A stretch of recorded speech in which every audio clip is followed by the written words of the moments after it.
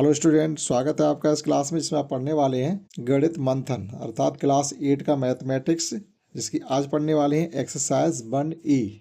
Chapter first चल रहा है परिमेय संख्याएं, जिसमें 1E एक्सरसाइज है परिमेय संख्याओं के मल्टीप्लिकेशन से रिलेटेड। तो मल्टीप्लिकेशन के कुछ नियम होते हैं कि मल्टीप्लिकेशन में क्या होता है, सम्वर्ग नियम मतलब सेटिस्फाइड होता है, क्रम विनिमय नियम होता है, साहचर्य नियम भी सेटिस्फाइड होता है, और परिमेय संख्याओं के योग पर गुणा का वितरण प्रगुण भी सेटिस्फाइड होता है। पहले इनको समझते हैं, उसके बाद स्टार्ट करते हैं एक्सरसाइज 1E। तो सम्वर्ग नियम का मतलब ये होता है, मतलब क्लोजर एक्सियोम से क्लोजर प्रॉपर्टी भी कहते हैं, अर्थात इसका मतलब ये होता है कि इन दो परिमेय संख्याओं का जब आप मल्टीप्लाई करेंगे यानी मल्टीप्लिकेशन करेंगे तो जो प्रोडक्ट हमें प्राप्त होगा वो भी एक परिमेय संख्या ही होगा।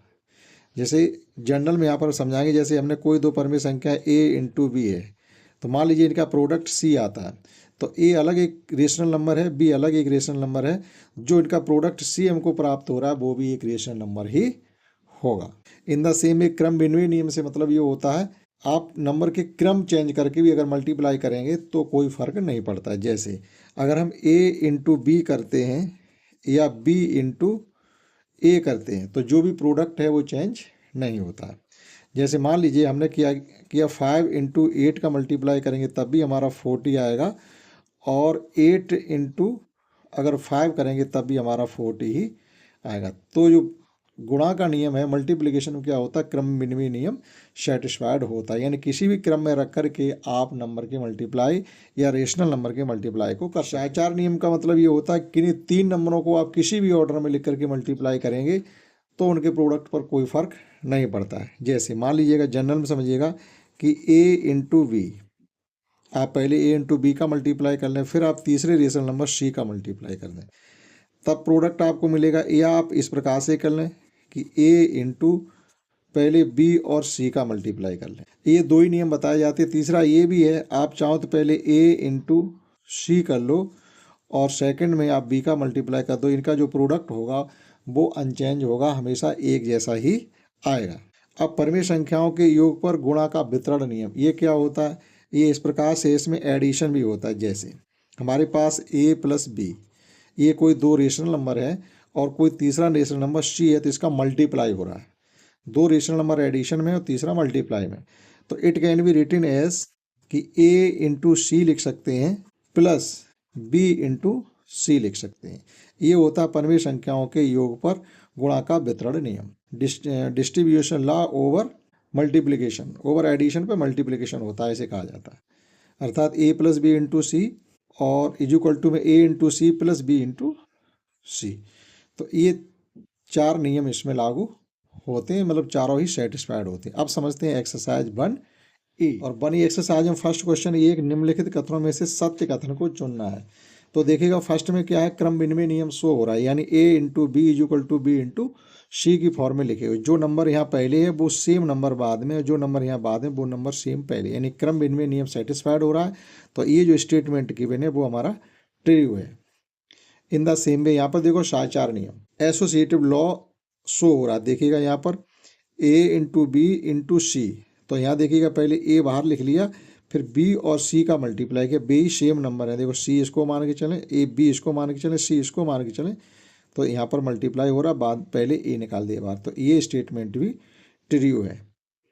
का गुणनफल परिमेय संख्या नहीं है, ये कह रहे नहीं है, जबकि 3/4 भी एक रेशनल नंबर है और -5/7 भी एक रेशनल नंबर। जब इनका मल्टीप्लाई करेंगे तो जो भी आपको प्रोडक्ट प्राप्त होगा वो एक रेशनल नंबर ही होगा, और ये कह रहे नहीं है, तो ये क्या है, ये गलत कह रहे हैं। तो आपको यहाँ पर ये करना पड़ेगा क्रॉस। यहाँ पर ओवर एडिशन पर मल्टीप्लिकेशन नियम है। अब यहाँ पर देखिएगा इसका मल्टीप्लाई इसके साथ हो रहा है, यहाँ हो रहा है, प्लस ये लगा हुआ है, फिर -5/6 के साथ 3/4 का मल्टीप्लाई हो रहा है। ये स्टेटमेंट भी है हमारा ट्रू। तो ये फर्स्ट क्वेश्चन इस प्रकार से हो जाता है। अब यहाँ पर हमको वेरीफाई करना, निम्नलिखित कथनों को गुणा की क्रिया करके सत्यापित कीजिएगा, यानी आप मल्टीप्लाई इनका करेंगे तब बताएंगे ये सही है कि, मतलब वेरीफाई करना है। तो लेफ्ट हैंड साइड का अलग मल्टीप्लाई करेंगे और राइट हैंड साइड का अलग मल्टीप्लाई करेंगे, ये देखेंगे प्रोडक्ट इनका क्या आता है। अब ये क्वेश्चन 2 है जिसमें हमें वेरीफाई करना है, लेफ्ट हैंड साइड को आप सॉल्व करिएगा उसका प्रोडक्ट, और फिर आप राइट हैंड साइड को सॉल्व करिएगा उसका प्रोडक्ट, आपको मैच करना है। तो करना इस प्रकार से, पहले हम LHS साइड को लेकर के सॉल्व करेंगे। तो LHS साइड है 2/7 multiply by -11/8, that is 2/7 multiply by -11/8। 2 से ये 4 टाइम्स कैंसिल हो रहा है और कोई नंबर कैंसिल नहीं हो रहा है, तो यहाँ रह गया 1। 11 बन जा 11, दैट इज माइनस का 11/4, 7 जा 28। ये हमारी LHS साइड आ गई। अब देखते हैं RHS। RHS है -11/8 into 2/7। It can be written as -11/8 into 2/7। ये यहाँ भी 4 टाइम कैंसिल हो गया, यहाँ 1 रह जाएगा, तो ये भी आ गया -11/4, 7 जा 28। आप देखिएगा लेफ्ट हैंड साइड का प्रोडक्ट और राइट हैंड साइड का प्रोडक्ट दोनों ही इक्वल है। दैट इज, अब हम लिख देंगे LHS is equal to RHS, मतलब left hand side is equal to right hand side. तो ये साइड क्वेश्चन सेकंड का फर्स्ट हो जाता है verify. In the same way हम इसका सेकंड क्वेश्चन, और अगर आगे हैं तो उन्हें भी कर सकते हैं। ठीक, तीन क्वेश्चन तक हैं, एक एक करके सॉल्व करते हैं। देखते हैं इसका सेकंड। ये क्वेश्चन सेकंड का सेकंड पार्ट है, हमें इसको भी वेरीफाई करना है। तो लेफ्ट हैंड साइड इसकी लेके चलेंगे। पहले LHS को लिख सकते हैं -8/9 मल्टीप्लाई बाई 15/17।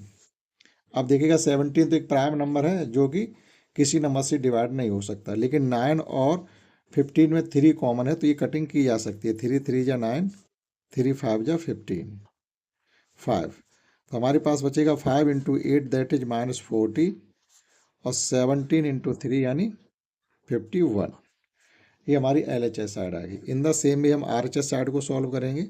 RHS साइड है हमारे पास 15/17 इंटू -8/9। यहाँ भी ये 5 टाइम्स कैंसिल हो जाएगा, ये 3 टाइम्स, तो ये आ जाएगा -40। LHS साइड की वैल्यू और RHS साइड की वैल्यू सेम है, that is it can be written as, हम लिख सकते हैं LHS is equal to RHS।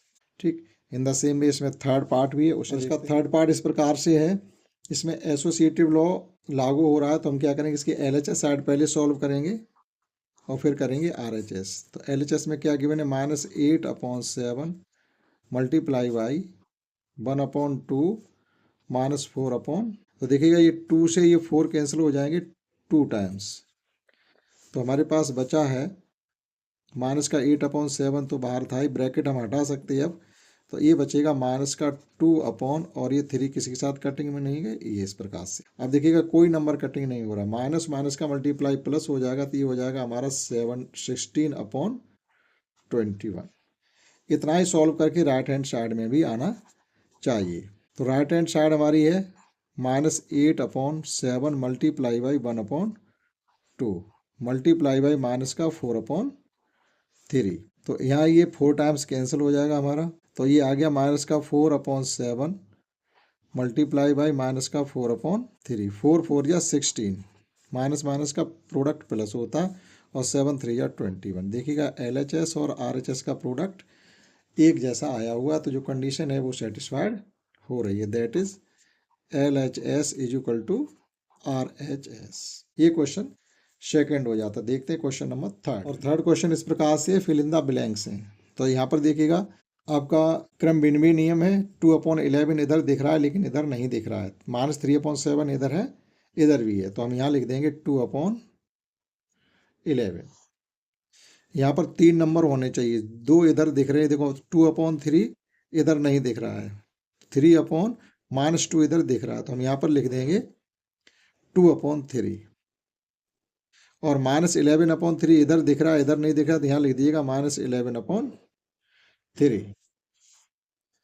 अब आप यहाँ पे देखिएगा ये डिस्ट्रीब्यूशन ओवर एडिशन पर है, मल्टीप्लिकेशन ओवर एडिशन, तो कौन सा नंबर शो नहीं हो रहा है, 2/5 इधर है, यहाँ नहीं है, तो यहाँ पर आप 2/5 लिख दीजिएगा। अब यहाँ पर देखिएगा कौन सा नंबर शो नहीं हो रहा है, 5/7 का मल्टीप्लाई 2/5 के साथ तो हो रहा है, लेकिन 5/7 का मल्टीप्लाई -4/7 के साथ नहीं हो रहा, तो माइनस का 5/7 फिलअप किया जाएगा। तो ये क्वेश्चन थर्ड हो जाता, बहुत ही आसान था। लास्ट क्वेश्चन 4 है, सरल कीजिएगा। अब सरल करने का मतलब है इनका सबका आपस में मल्टीप्लाई हो रहा है, एक ही बार में आप कटिंग करके कर सकते हैं। इन द सेम में इसको भी देखते हैं कैसे। 4 का फर्स्ट पार्ट है तो इसमें क्या करना है, सबके पहले ब्रैकेट ओपन कीजिए और माइनस साइन गिन लीजिएगा। 1 2 3 4 5 माइनस है, यानी ऑड नंबर में है। इवन नंबर में होते तो इसका प्रोडक्ट प्लस आता, ऑड नंबर में है तो इसका जो भी प्रोडक्ट होगा या जो भी आंसर होगा या जो भी गुणनफल होगा वो माइनस में ही आएगा। तो हम माइनस की झंझट खत्म कर देते हैं, केवल आप एक माइनस यहाँ पर लिख दीजिएगा क्योंकि वो रहने वाला है। ऑड नंबर मीन्स नंबर 5 है, संख्या में 5 है तो ऑड है तो माइनस रहेगा। इवन नंबर में होते तो प्लस हो जाता। तो ये हमारा आ गया 3 इंटू 10/9 इंटू 18/5 इंटू 1/6, माइनस सब हटा दिए। अब देखिएगा 9 2 जा 18, 5 2 जा 10, 3 2 जा 6, 2 से ये 2 कैंसिल हो गया। देखिएगा केवल और केवल हमारा 2 बचा हुआ, तो फाइनली इसका जवाब हो गया माइनस। बहुत ही आसान तरीके से किया जा सकता है। लास्ट क्वेश्चन है 4 का सेकंड ये है, इसमें भी हमें इसी प्रकार से करना जैसे फर्स्ट किया था। तो माइनस चिन्ह पहले गिन लेते, 1 2 3 4 माइनस साइन, यानी इवन नंबर है तो इसके प्रोडक्ट में माइनस नहीं आने वाला है, तो माइनस यहाँ से हटा दीजिएगा। डायरेक्टली लिखिएगा 1/9 multiply by 3/20 multiply by 4 multiply by 6/5। जो कटिंग हो रही है उनकी हम कर सकते हैं। 3 3 जा 9, 3 2 जा 6 और 4 5 जा 20। अब देखिएगा हमारा न्यूमरेटर में केवल 5 इंटू 5 बचा हुआ, तो ये 25 हो जाएगा डिनोमिनेटर में, और न्यूमरेटर में केवल 2 ही बचा हुआ, तो 2/25। इस प्रकार से एक्सरसाइज 1E जो कि मल्टीप्लिकेशन पर आधारित थी कंप्लीट हमने आपको समझाने की कोशिश की है। आशा करता हूँ आपने समझी होगी। इस क्लास में इतना ही। That's all. जय हिंद, जय भारत।